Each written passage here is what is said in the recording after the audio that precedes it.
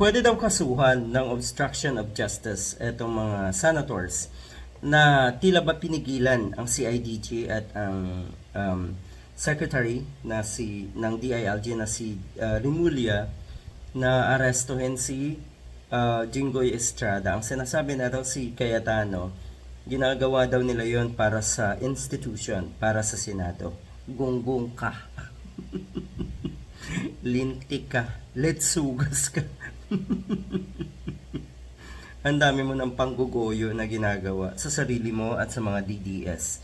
Hindi mo naman kami maggugoyo, hindi mo naman kami papaniwala sa mga sinasabi mo, Mr. Cayetano.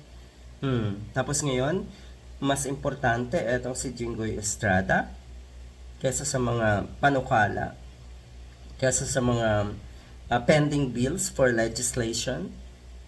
Ang daming nakapending, ang daming maapektuhan daw, yun yung narinig natin. Dahil sa hindi nyo pagdalo. Ibang-iba ito doon sa nangyaring walkout. Kasi yung walkout nila, meron silang mabuting rason. Meron silang positibong ipinaglaban na naaayon sa kanilang positibong prinsipyo rin. Pero dito, baluktot na prinsipyo ang pinaglalaban nyo. Nakakaya. Dahil mas importante sa inyo ang isang Jinggoy Estrada.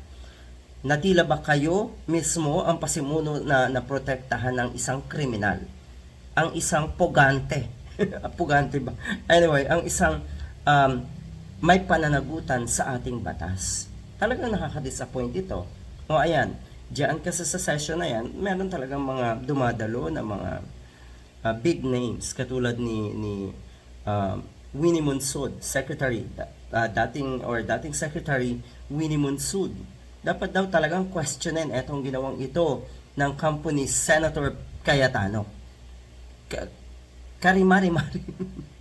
Disappointing, totoo. Dahil ang sinasabi, gastos ito ng taong bayan. Malaking abala ito. Ang dami sanang nagawang trabaho.